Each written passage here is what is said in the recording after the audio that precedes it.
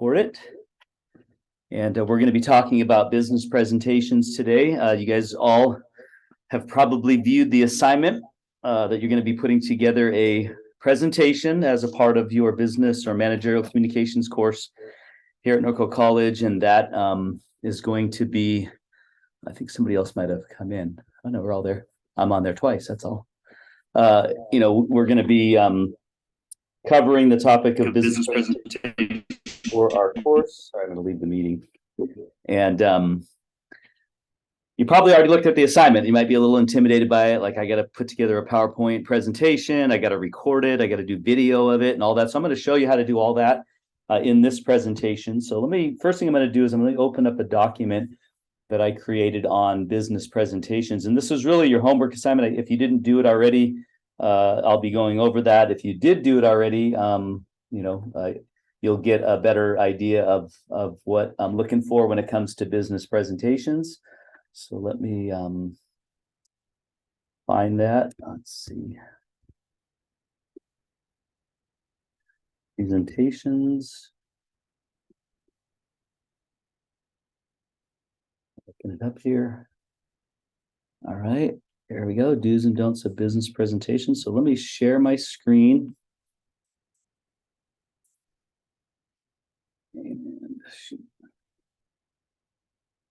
All right. So I apologize. Usually I try and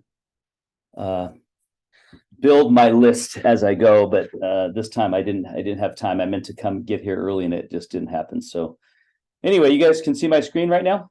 Can you see the do's and don'ts of business presentations? Yeah. Okay. So I'm just going to go over this briefly. This is I think we all kind of assume that we know, what to do in a business presentation, and probably you could all sit down and make a list very similar to this without having read anything or watched any videos. But the reality is that there's a few things that maybe you are unfamiliar with. And so that's why I feel like it's a valuable resource to have you think about what are the do's and don'ts, read the chapter, look at some videos, and then, make your list.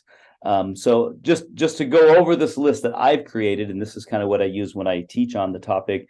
Obviously your do's is you need to look at it in two parts. Part one is the presentation itself. How do I speak? What does my voice sound like? Who am I addressing? Who am I looking at? And then your presentation software that you're going to be using in a business context. You can be pretty certain that there's going to be an expectation of some kind of business presentation software that you're going to be using. The industry standard is PowerPoint, and that's why I have you use that. But there's Google Docs, there is Prezi, there's a few others, that Keynote, that people use, and those are all fine. You can use those for presentations, but I typically use PowerPoint because it's the most common, and so I try and have you use that. You don't have to use that, by the way, for this presentation. You can use any presentation software you want. The only thing is you may not be able to do all of the features that I'm going to be looking for in your presentation with a different software. So if you use PowerPoint, it's easy to record, and it's also easy to do all the things that I'll be looking for in the assignment. So first up, the do's, obviously, as the list says there, be prepared, know your subject, know your topic. This is an easy one for this particular assignment because it's your 4 life significant events, or 4 events that shaped you. So that's something you already know quite a bit about, but you still should probably sit down, put together an outline, maybe some main points and subpoints. So that way you're not just rambling, you have some direction and when you give your talk. Of course, practice, that's always good. You need to time yourself, and you need to make sure that we'll be going over this with the assignment instructions, but you need to make sure that your talk is not more than 5 minutes maximum. And so you might want to practice so that you get your timing right when you record. I think there is a feature, however, in PowerPoint that once you record, you can actually set how long it is. You can say, maybe it was 5 minutes and 25 seconds, and you can actually set it for 5 minutes, and it'll squeeze everything up so you can be right in the time frame. But don't go over 5 minutes. Don't go under 4 minutes and 30 seconds. Make sure everything works. Usually when you go in to give a presentation, in a meeting setting or in a work setting, you'll want to practice, you want to test everything, make sure it works, make sure your PowerPoint opens, make sure if you have any video links or things like that, that they all work. So that's a good thing to get into. Very important when you're presenting is to make sure you speak loud enough for people in the back to hear you. In most cases, you don't have any kind of amplification. So you might be giving a meeting to a group of 60, 70 people in a room, and you have no microphone. So you need to be able to speak loud enough. And I always tell students, make sure you project your voice, especially if you're giving a speech, a public speech. But also even on the recorded video, don't try not to mumble, or talk really soft, or a lot of students sound like they're whispering because they're usually trying to record this in their room with family in the other room. So, but still try and project your voice. Just like I'm talking now, I'm trying to speak loud, and even though you guys are being picked up by my microphone, I still want to speak loud. There's a kind of a commanding presence with that. And then smile, look at your audience. I can't see you guys because you have no video on, but that's fine. When you're speaking in a public setting, make sure you're making eye contact. You're not reading off of your screen, right? You're looking at the audience. It's okay to look at your screen. It's okay to read a sentence off of your screen, but make sure that you turn then and address the audience. You're supposed to give your presentation extemporaneously. If you don't know what that is, it basically just means from your knowledge, from your heart, from what you know, what you've studied, what you've prepared. And what that means is, instead of being memorized, or instead of reading off of notes, not to say that you can't have notes or cue cards, you just don't want to read them, right? And you just don't want to try and memorize it. So you want to speak really from what you've studied and what you've learned. You can use your PowerPoint slides as not as your notes, but as your outline. So you can look up and see exactly what you were going to talk about next, and then speak from the heart on the next topic. That's what we mean by extemporaneously. You should always be conversational in your presentation. Don't be too formal. Don't be too stuffy. You don't need to use all these big flowery words. Just speak plain, simple, clear language, and that makes you professional. And then, of course, just be yourself when it comes to presenting, because you don't want to try and act like you're somebody else. Your personality is what makes you unique, and that's what makes your presentation unique. So that's kind of the do's, if you will, of actually presenting, the speaking part. And then the don'ts of that: don't stare at the screen, right? So you can look at the screen, look back at the screen if it's behind you, or in front of you if it's in a computer, but then don't read it. Just don't stand there and read it. I've seen too many students give a presentation where they're literally looking at the screen the whole time and reading what's on the screen. Their audience can do that, right? So the idea is that you look at the screen, it jogs your memory of what you were going to talk about next. Then you turn to the audience and you look them in the eye and you present to the audience. Again, don't read off the slides. Again, you can read them, but don't just read them. Do not read your notes. So if you have notes, that's fine. Again, you might look down at your notes to jog your memory, but you don't want to just stand there and read your notes. It also sounds like you're reading if you do. Don't speak too softly or mumble. So that's kind of the opposite of speak, loud enough for the audience to hear you. And then be watchful of those verbal tics, those ahs and the ums and the knows and the likes.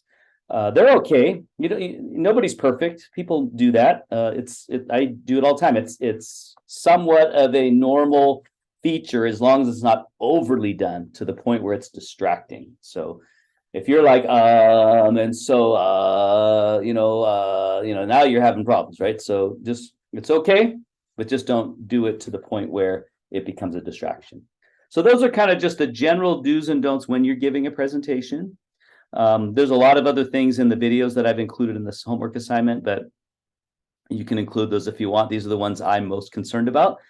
And then, of course, again, we're going to be using presentation software. So what are the do's and don'ts of that? And this is where I'm going to be looking when it comes to your presentation. Most of your grading that will be lower than the full credit will be on these features.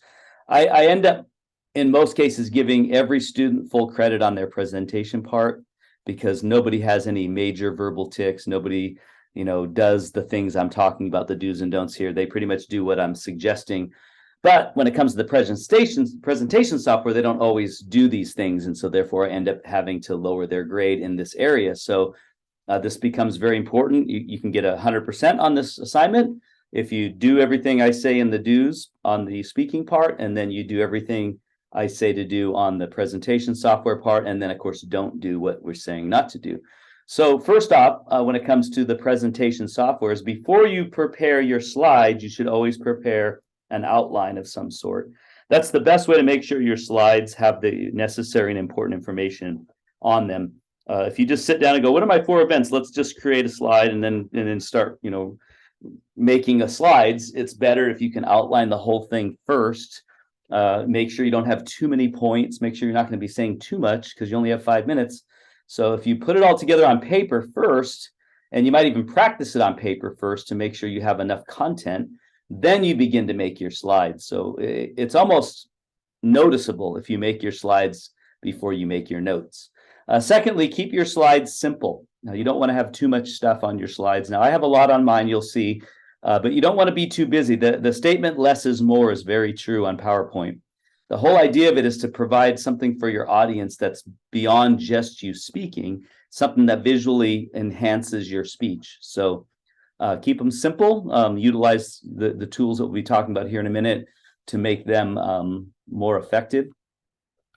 Always use strongly contrasted colors when you make your slides. So you want to have probably a light background with a dark text, or a very dark background with a very light text. You don't want to have contrasting colors like green and red or yellow and orange, that are really hard for the eye to see, especially if anybody has any color issues in their sight. They won't be able to read it. So just keep it real basic: dark background, light text, or light background, dark text, and very good contrast.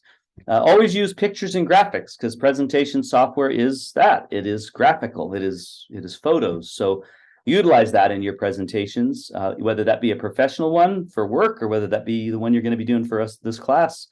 You should definitely use pictures. Nothing more boring than just a list of information on a slide. Spice it up a little bit with some graphics. Then you want to follow the 6x6 rule. And this is one that students won't know unless they've read the book. But the 6x6 rule is that your PowerPoint slide should never have more than 6 bullet points on it. So don't have 10 bullet points, nor should it have any more than 6 words in each one of those bullet points. So basically 6 bullet points with 6 words beside each bullet point. You don't want sentences on your slides. You want 6 words, or roughly 6 words next to your bullet point. So that means that you're not putting your notes on the screen.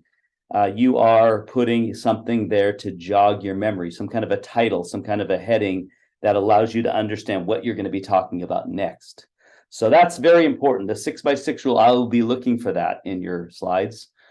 Make sure your font sizes are not too small.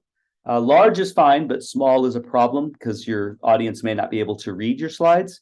So you should have about an average of, or your size should be really no smaller than a 30.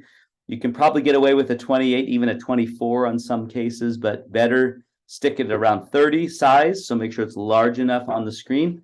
And you'll find when you go 30 font size, it's really hard to get more than 6 words in a sentence, before you roll over to the next line. So that's why the 6x6 rule is the way that it is.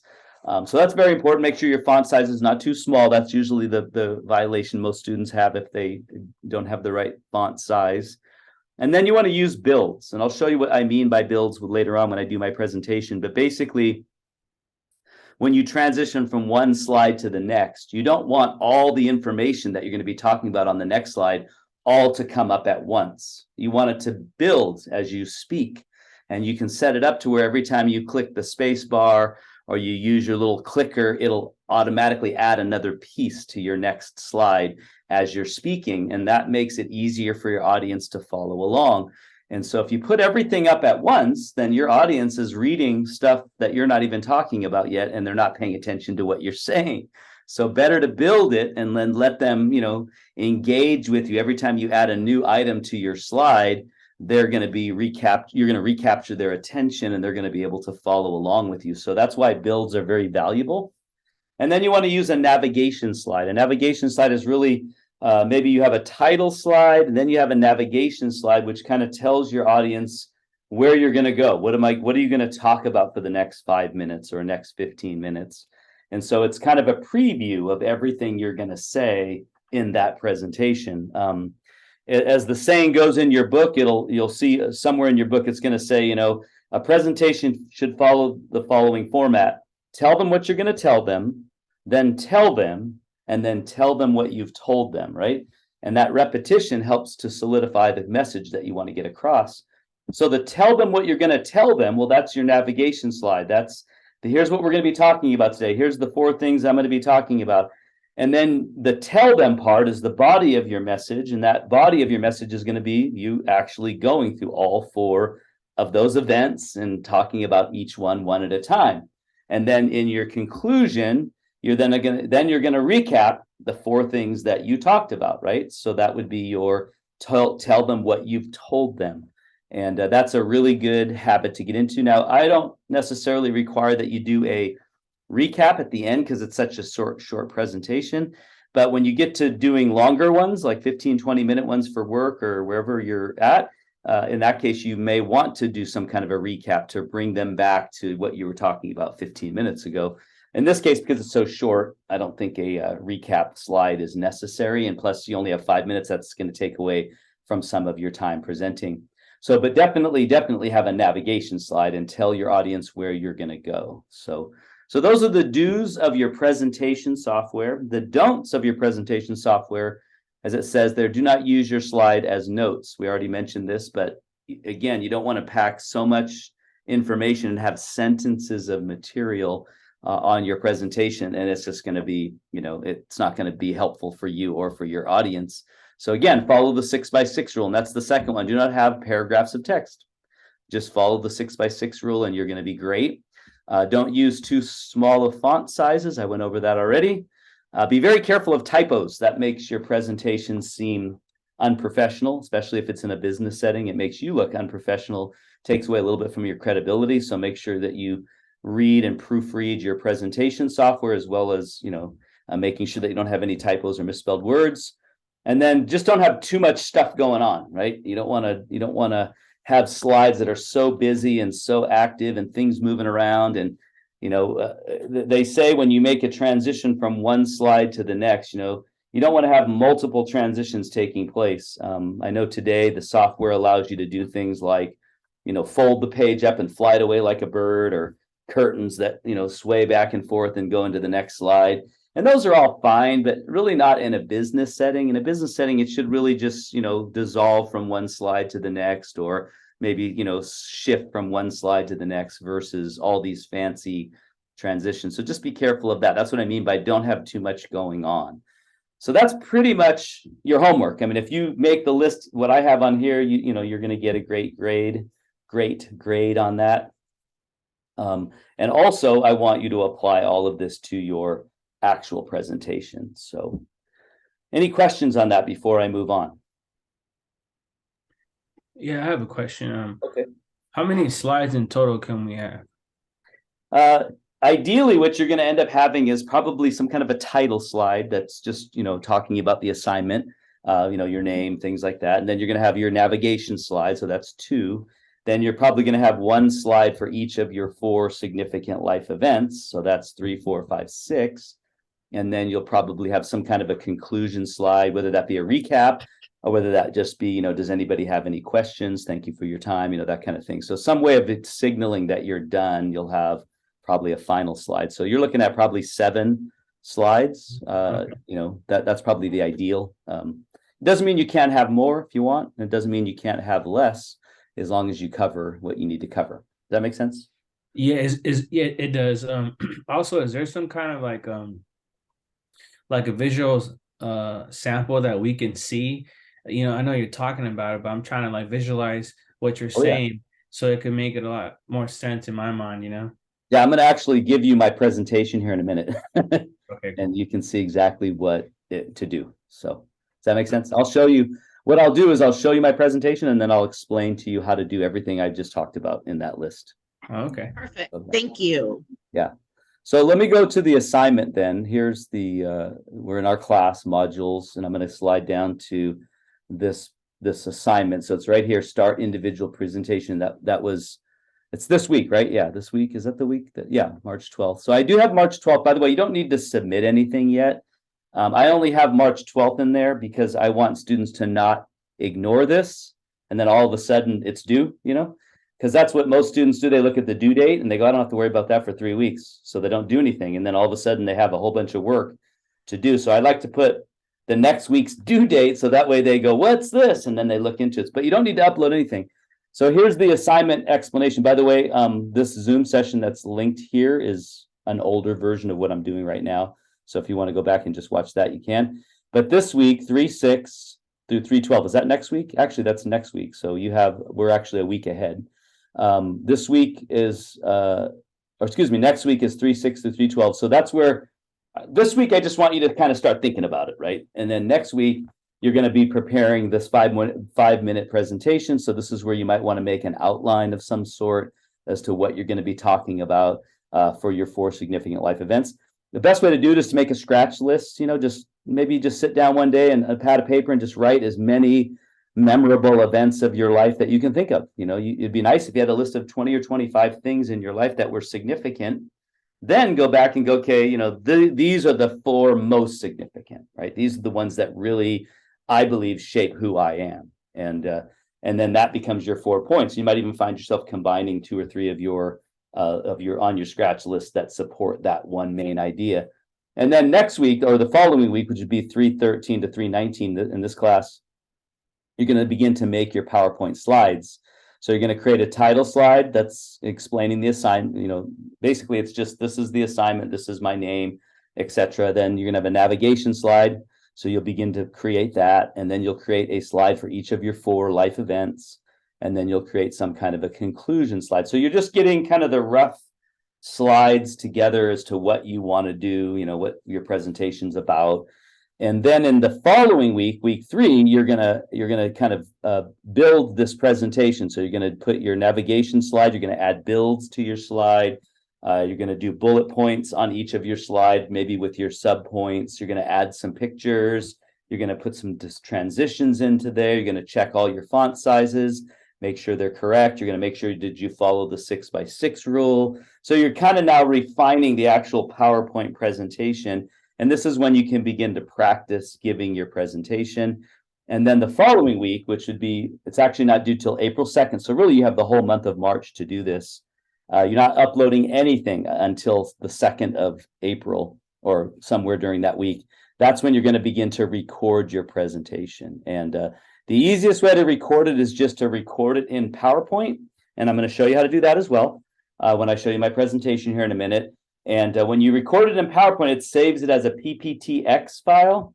And it's basically a video at that point. And then you can upload that video, that PPTX file, to Canvas, to this assignment right here. In fact, if you go to the bottom, let's see, actually, yeah, if you go to the bottom, it says reply right here. You would just select reply, and then there's an attach feature right here. Click attach, and then you can navigate to where the file is, and then it'll allow you to attach the file. Now, I do want to warn you, and this doesn't happen to every student, but it happens to a lot.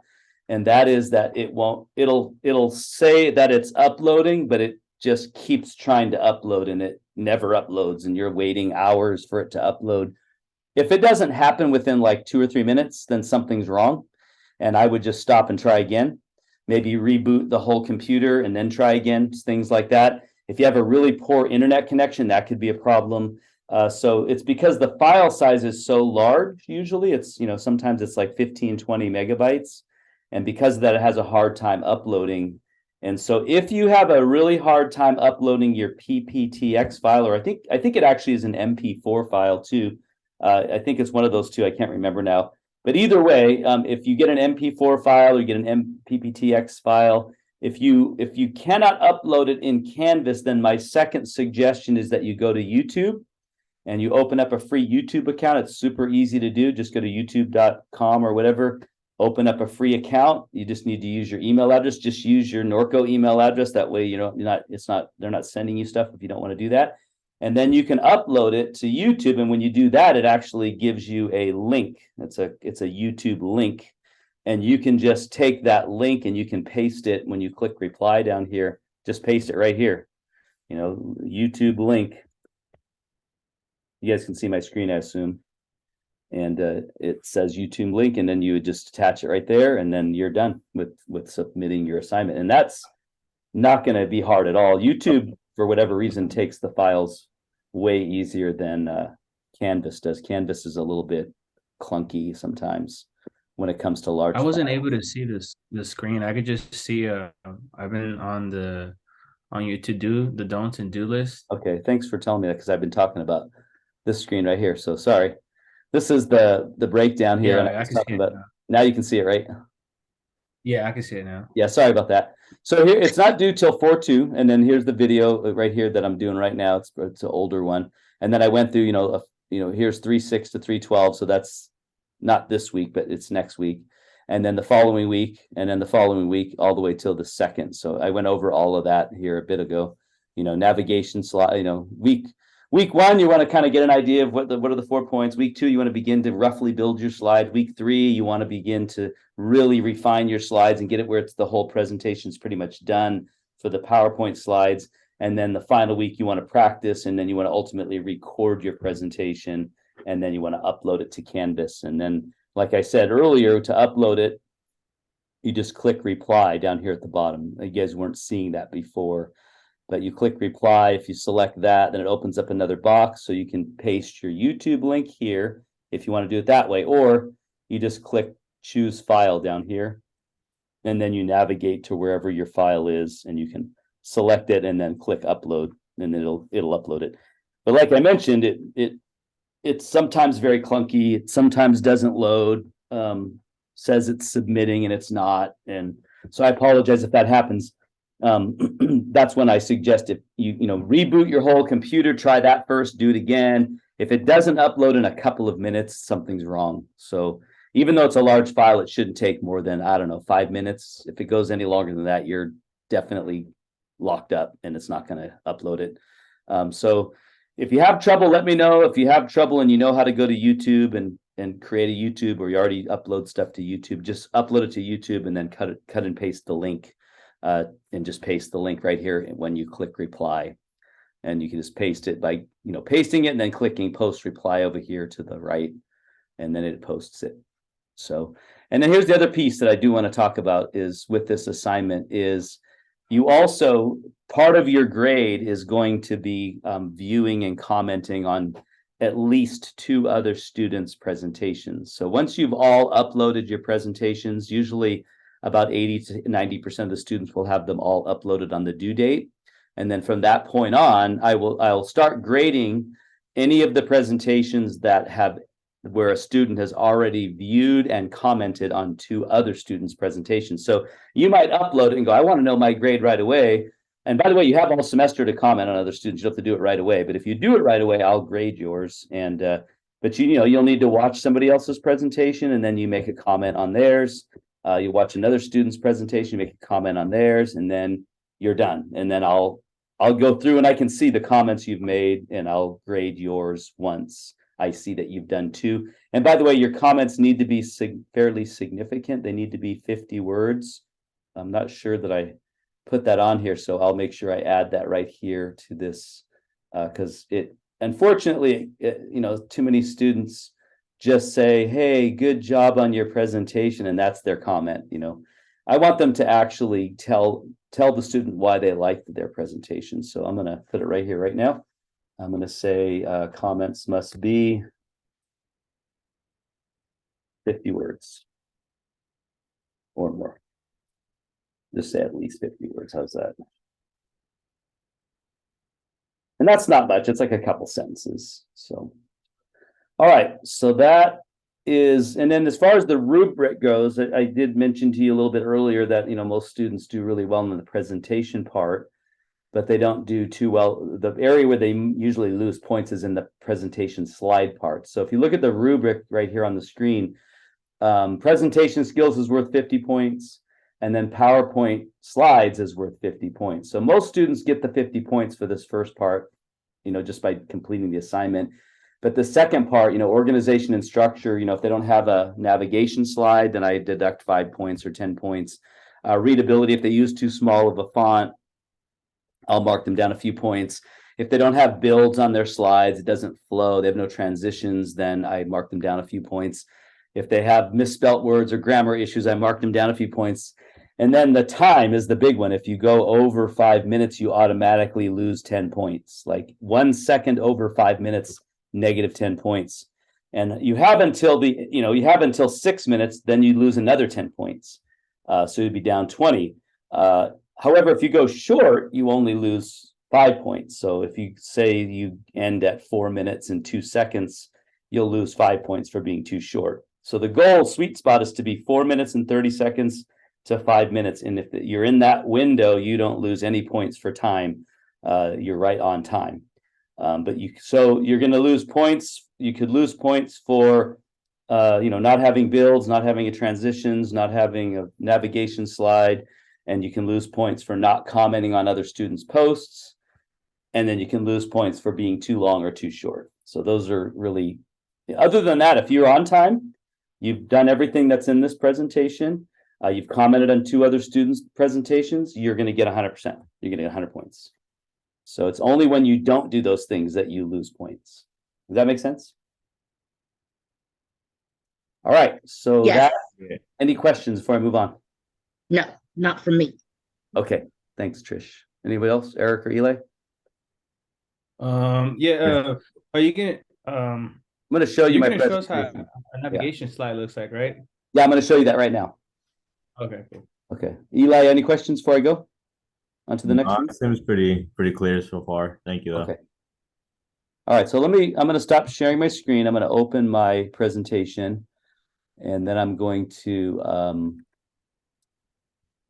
start it. And then I think, I can't start it until I share my screen. So let me go back to Zoom here.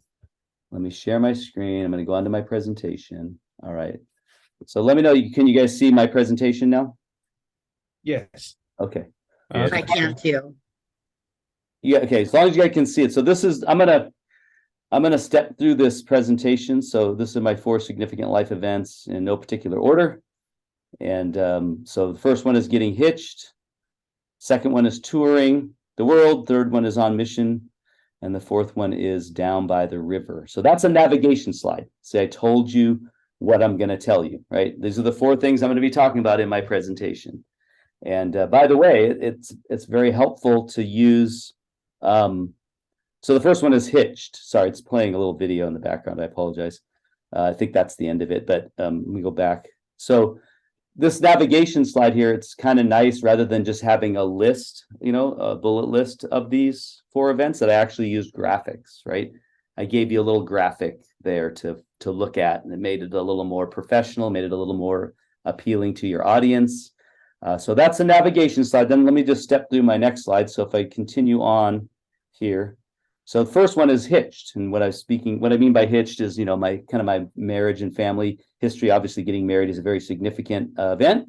So in July of 1986, after knowing my then girlfriend for 7 months, we got married. Very short courtship. That's a picture of us back in the 80s when we got married. And there's a more recent picture of us. That was probably about 10 years ago now, 10 years ago. But we've been married 37 years coming up this summer. So that's quite a bit. And then in 1990, congratulations. Yeah, thank you. 1990, we had our son Andrew, who's just turning 33 next month, and then my daughter Miranda in 1995, and she's going to be 28 next month. And there's a picture of our family. That's probably about 10 years ago as well, when we were all still at home, because they're both married now.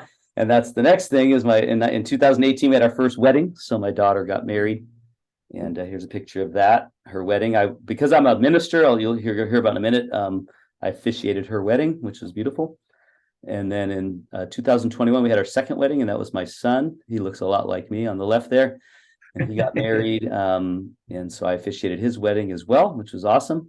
And then the pride and joy of all this is we now have our first grandchild. She was just born end of 2021. So that was her in Thanksgiving of 2021.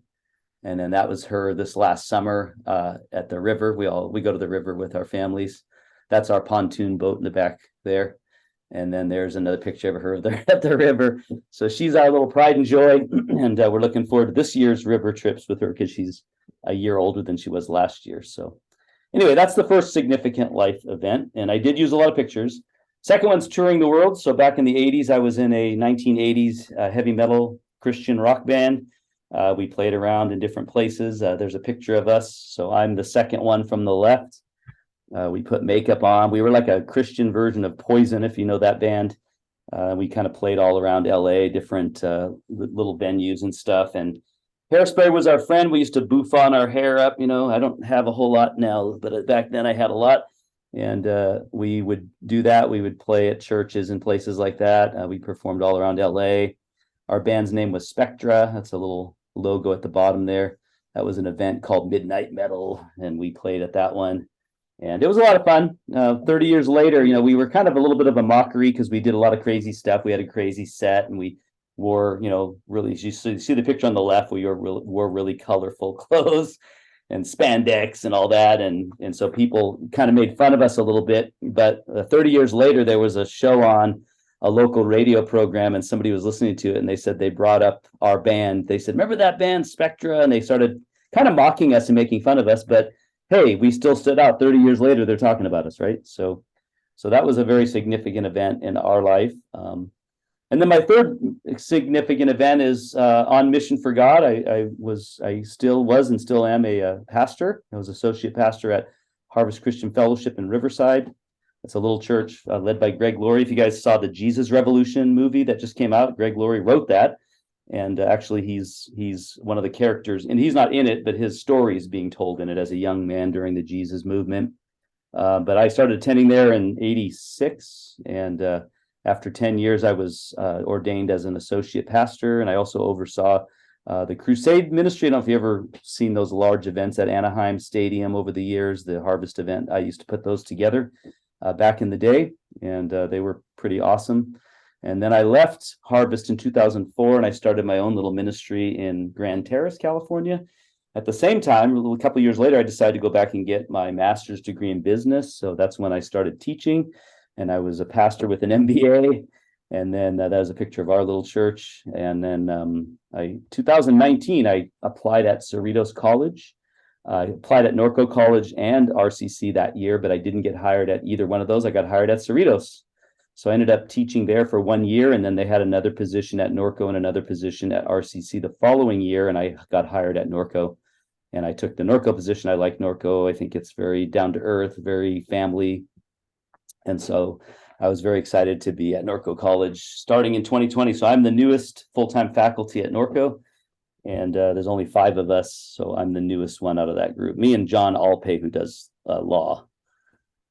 And then last one, down by the river. So probably the greatest significant event of my life is, becoming a Christian. And I don't know if you ever saw that movie, Brother, Where Art Thou? But Delmer in that movie, it's one with George Clooney.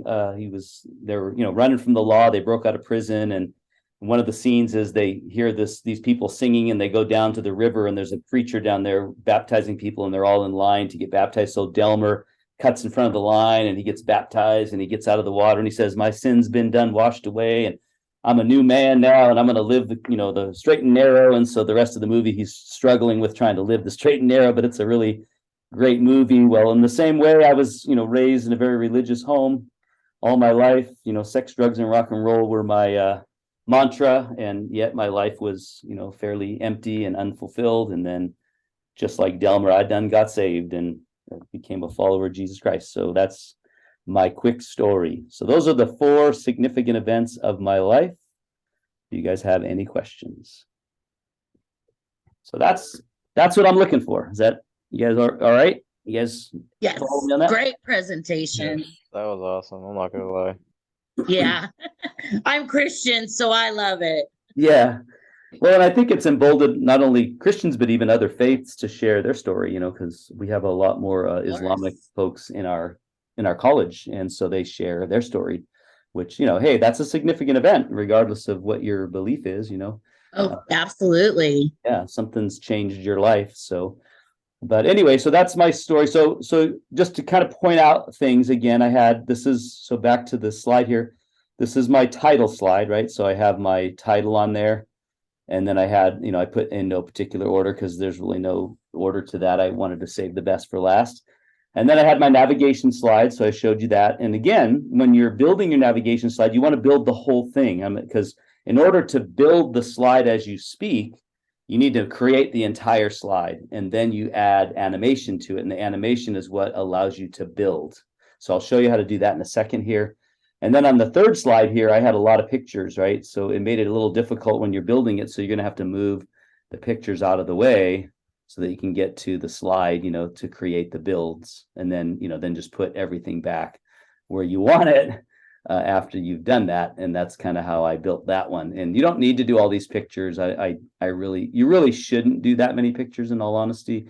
I just did because, to me, I had to get my granddaughter in there. So, and that was the one stuff I added.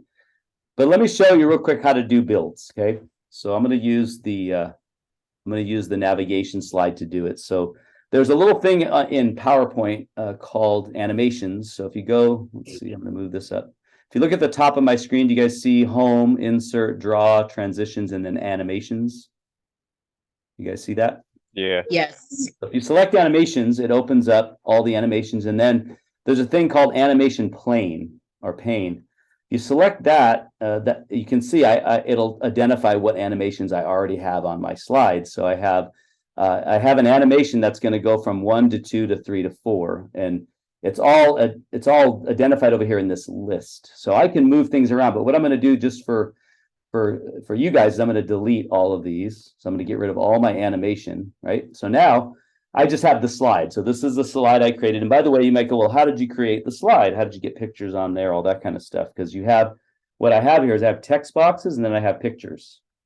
And so what I did was I went, I knew what my 4 significant life events were. So I went to Google and I searched and I looked up Hitched and I went to images and I found this image on Hitched, right? And so I downloaded it. And then when I came to build my slide, I went up here to insert at the top left, and I went to pictures. I clicked the down arrow and I said, I want to insert a picture from a file. Well, because I downloaded the file, I went to where I downloaded it. In my case, I have a Mac, so it always goes to download files. And, just say that one of these was my picture. I selected my picture. I clicked insert over here to the right, and lo and behold, it popped up on my screen right here, Hitched. Now, of course, it's not the size I wanted, so I went in and you can double click it and you can adjust the size up here on the right. So let's just do that. I'm going to adjust it to 2 inches by 2 inches because that's the size I think I had them at. So there you go, 2 inches by 2 inches. And then I just moved it into place on my slide. And then I did the same thing for the text. I went up to insert again, all the way to the left. And there's an insert text box right here feature. So I clicked that. And when I click that, it allows me to create a text box on my screen. And then I just typed in Hitched and I sized it. I went in and I sized it by going to the home screen. I sized it to whatever font size I wanted. And then I shrunk it down. And then I just moved it over the top of my picture. Right? So that's how I created my slide. And I'm gonna get rid of that one though, because I liked my old one better. So anyway, then I created each one the same way. And then in order to make them build rather than just come up all at once, because see, if I ended right there and then I went back to my regular first screen and then I played the show, when I came to screen 2, it all just comes up at once. See, that's what I mean by you don't want it to all come up at once. You want it to come up one item at a time as you're speaking. So in order to make it a build, I have to use those animations. So in this case, once I've built the slide, I want to add the animation. So I just selected the text box and then I hold the shift key down and I selected the hitch. I want those 2 to go up together at the same time. Now I could have just done one at a time. I could have done that and then came up and added an animation here, or I could have did them together. So I want to do them together. So I'm going to click the shift button. So I selected the hitched text box. I selected the picture. Then I came up to animations and I selected whatever animation. Now there's a lot of animations in here, but like I said, I don't want them to be too fancy. So I'm just going to use up here, right? So now I want you to notice it put a number next to them. So that means when I come to the screen, it's going to be blank. But when I hit my space bar, those first 2 are going to come up together. And then if you click the animation pane button again, it's going to open up that animation pane that we were looking at. And lo and behold, there's 1-1 and there's hitched in picture number 9. That's what this is called, picture number 9. Now, you could have renamed it if you wanted, but I didn't. So now I come to the second one. I select the text box. I hold the shift key down. I select the picture. I select the animation. I want it to appear as well. So now it was added to the list. Do the same thing for the third one. And the same thing for the fourth one. So now I have them in the order I want. I have 1, 2, 3, 4. They're all going to come up. So when I go to test it, I come down this bottom here. I can do a preview of my show, and I select I select my button. There's my first one. Hit the space key there. Oh, I hit it twice, and then there's it's because it's playing a video too. But anyway, so I hit every time I hit the space bar, another one comes up. So I could be talking, right? I could be talking, and I can say, well, my first significant event is getting hitched. When I got married in 1986. Second one is touring the world for God. I was in a Christian rock band. Third one is on mission for God. I was actually as a pastor in ministry. And then my last one is down by the river, and I'll be sharing with you my testimony or whatever. So those are my 4 significant life events. Now, you might say, well, what if I want to go in different order? This is the cool part of the animation pane, is I can move them around. I can say, I want the first thing to come up is I want all of my text boxes to come up first. So I'm going to move them all like this. So now when I play it, the first thing that's going to come up is my text box. Hitched, touring. Oop, they all came up together. I think because I'm playing a video too. For some reason, there's a video file attached to this, and it keeps playing the video. But basically, it would come up, actually, because they're all 4 right here. I didn't do that right, so I would have to actually redo it. But they all came up when I clicked the 4th one on mission. Oh, they're not in order. That's why. Here we go. So now it should go hitched, touring, on mission, and then all of them together in the last one. So hitched, touring, on mission, and then all of them. Yeah, that's how I set it up. But anyway, that's how you do builds. Now, if you want to look at, like, for instance, I'm not going to do that slide because it's too busy, but I'll do this slide here. So let's just say we want to do the same thing. Now, notice when I selected this slide, the animation pane already came up for that slide. So it's already shown you the order. But I'm going to go ahead and, again, delete it all. And I'm going to add animation. So again, I build the whole slide, just like here. I went in, I put a title, I put a heading in, and I did a bullet list, and then I did some pictures, and I added all these pictures onto my document. And then once I got it all built, now I want to create builds, right? So I want it to build as I speak. So when I first come to the slide, I want touring the world to show up. So I don't want to do any animation on that. If I don't do any animation, that'll come up when I transition to this new slide. However, I don't want the 1980s hair metal one to start right away. I want to wait for a minute before I have that come up. So I'm going to select that. I'm going to come up to appear. And now that's the first thing that will appear once I hit the space bar. The second thing I want to appear is this picture of us right here. So I'm going to go ahead and select that second, and I'm going to put that up here, as that's the second thing that's going to appear, again, when I hit the space bar. Third thing I want to appear is this one, about Hairspray being our friend.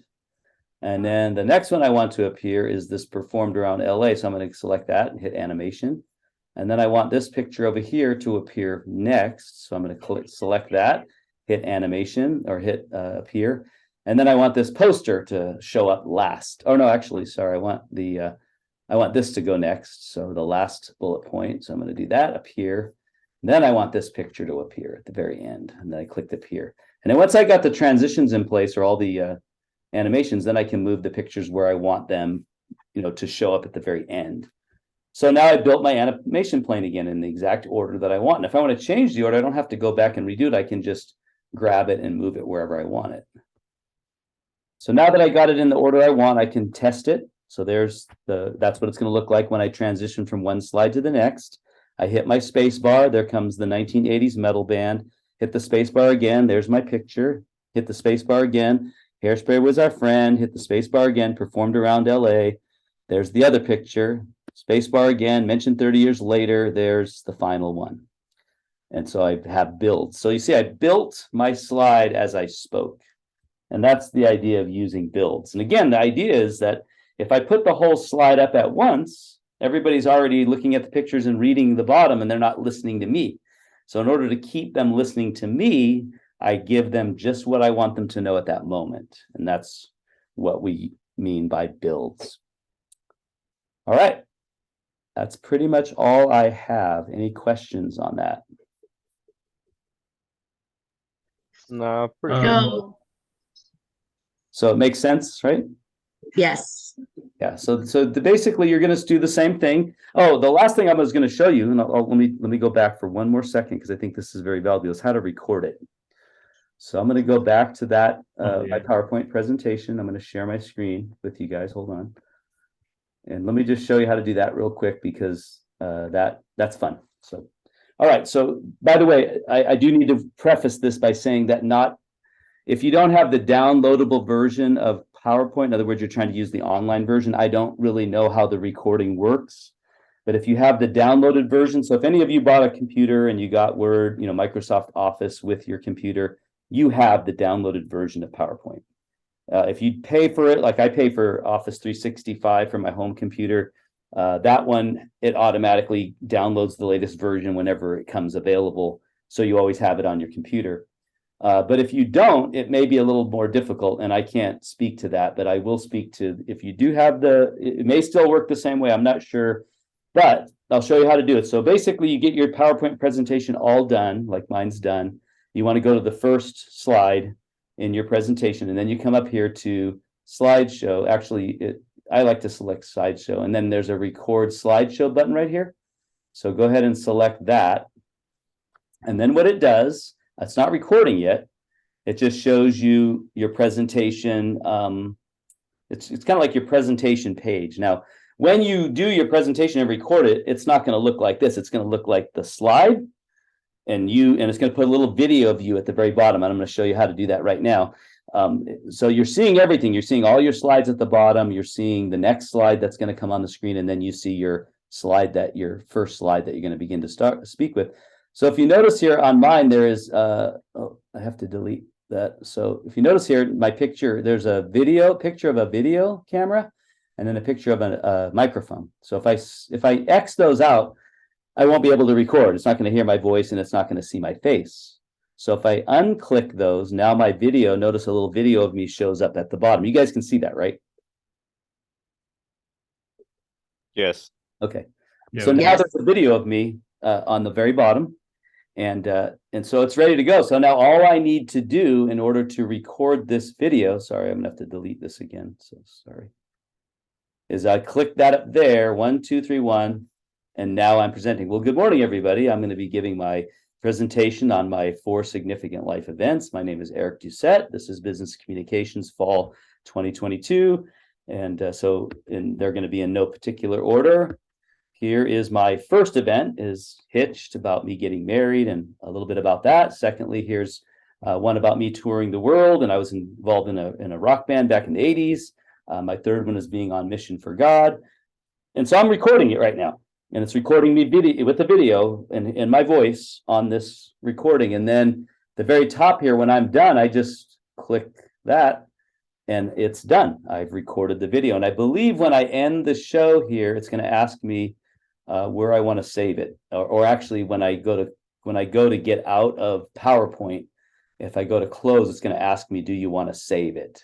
Right now, again, it saved it as a PPTX file. So just so you know, and that's fine. You can upload a PPTX file, but I'm not going to save it because I don't want to keep the video. So I'm going to say don't save. Anyway, so that's how you record the video, and it's not that hard in PowerPoint.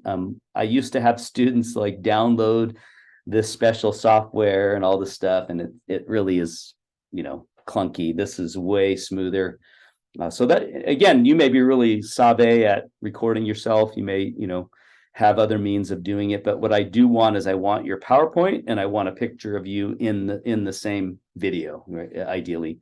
So that's the way. Some students have actually got a TV or a computer monitor, put it right next to them, got their phone, put it on a tripod, and recorded themselves with the PowerPoint on the computer right next to them, and they gave their presentation. That's acceptable. I'm fine with that. But I think PowerPoint makes it really easy by using the recording feature that they have. So, all right. So I'm done. I'm going to end the recording. And if you guys don't have